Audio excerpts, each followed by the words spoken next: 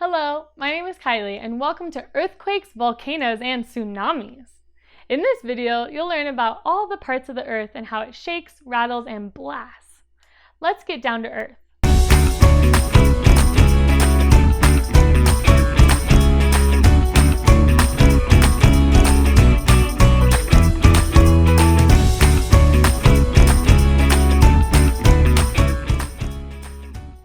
Seen from space, planet Earth is composed of land and water.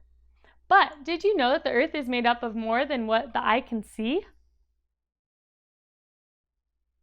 The surface of the Earth where we live is called the crust.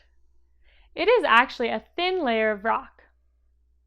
Underneath the crust is a layer of very hot, sometimes melted or molten rock called the mantle.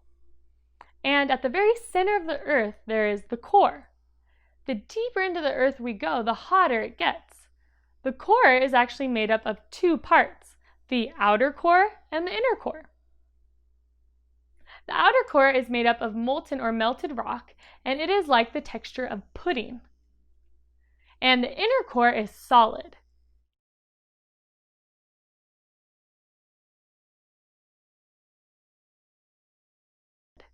Speaking of solid, let's take a hard look at natural events that have shaped land over time. Although we don't feel it, the surface of the Earth or the crust is always moving. The continents drift apart and the oceans move too by rising and falling. Over time, all of the Earth's movements have caused the crust to break up. These broken up pieces of surface rock are called tectonic plates because they are like gigantic plates floating on the Earth's mantle. These plates moving cause the continents to drift, also known as continental drift. Geologists, or scientists who study the Earth, mapped out the 7 major boundaries of the Earth's tectonic plates. They include the Pacific Plate, the North American Plate, the Eurasian Plate, the African Plate, and the Antarctic Plate, also the Indo-Australian Plate, and the South American Plate. That's a lot of plates. Did you know that mountains and volcanoes are formed because of these plates moving? And did you know that earthquakes are caused by these plates crashing together? I know, it's earth-shattering. Depending on where you live, you might have already experienced an earthquake or two. Earthquakes are shifts of the tectonic plates. When the plates collide, they scrape against each other really violently and create trembles and shakes on the Earth's crust, called an earthquake. Imagine two very hard surfaces trying to slide past each other, but they are not going to glide smoothly like liquids do. Their force is so great that they can actually cause intense shock waves through the surface of the Earth, sometimes causing a lot of damage to entire cities.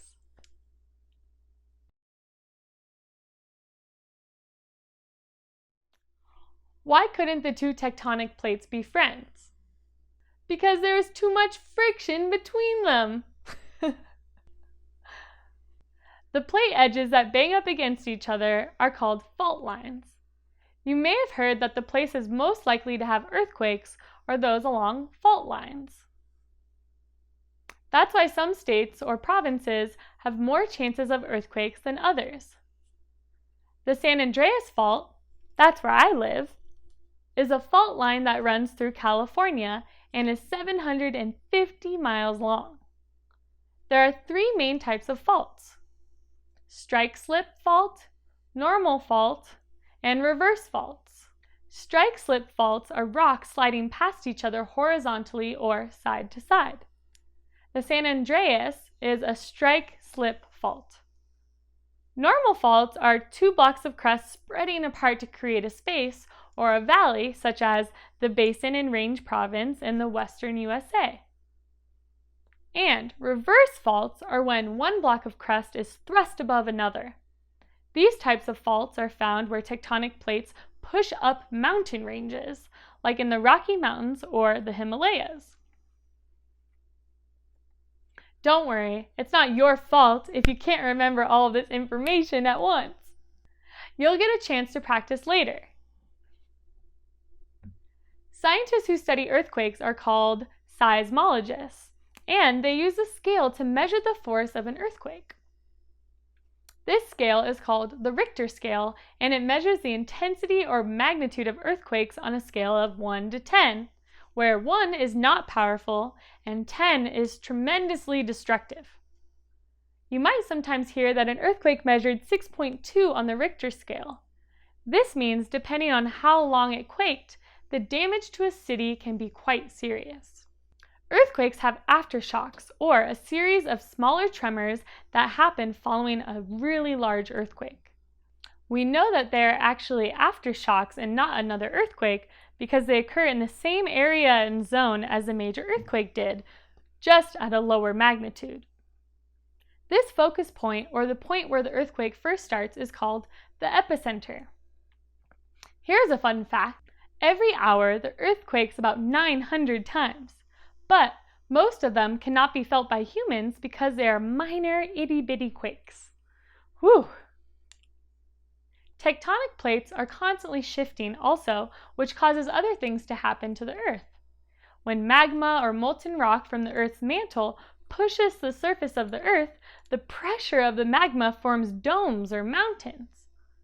Some mountains have a giant hole in it because the pressure of the magma is so strong. When this happens, it creates what we know of as a volcano. The heat and high pressure in the magma chambers causes an eruption. The molten rock is forced up the volcano's pipe and pours out the opening or crater of the volcano. When magma reaches the Earth's surface, it's called lava. Lava is like a river of fire that flows out of the volcano and open throws pieces of rock and ash in the air. It also spews out gases and poisonous fumes. Not all volcanoes are the same. Some are dormant or extinct because they have not erupted in centuries. Some volcanoes are younger than others, and some are flat and not dome-shaped at all. There is a major zone in the basin of the Pacific Ocean where many volcanoes and earthquakes occur. It's called the Ring of Fire because it's an enclosed area shaped like a horseshoe. You can visit volcanoes around the world, like in Costa Rica, Japan, and even in the USA. Did you know that the Hawaiian Islands are actually volcanoes that started underwater and have grown through eruptions over many years? What on earth? Yeah, it's true. Both volcanoes and earthquakes can happen underwater too. When tectonic plates shift, the shaking of the ocean floor causes the water to rise so high that it creates a high wall of water known as a tsunami. Tsunamis grow in size the closer and closer they get to shore, and it can rise as high as 100 feet. That's higher than a 7-story building. Wow! Some people confuse tidal waves with tsunamis, but they are not the same. Tidal waves, which are high sea waves, can be caused by tsunamis, but they can also be caused by storms and very strong winds. Because of underwater volcanic activity, the ocean floor actually spreads. This is called seafloor spreading, and it happens slowly over time along the mid-ocean ridges. A mid-ocean ridge is an underwater mountain system that is formed by plate tectonics. Each year, the ocean floor is known to spread 1 to 2 inches. A rare phenomenon that can catch you by surprise if you are near a volcano is a geyser. A geyser is a vent on the Earth's surface that lets out a forceful jet of water into the air. Old Faithful is a geyser located in Yellowstone National Park in Wyoming, and it erupts every 45 to 125 minutes. Whether inside or on the surface, the Earth is vibrating with natural forces that can happen at any time. To practice what you've learned about earthquakes, volcanoes, and tsunamis, be sure to play our fun online games and quizzes. Until next time, Remember to always be clever. Hey, hey!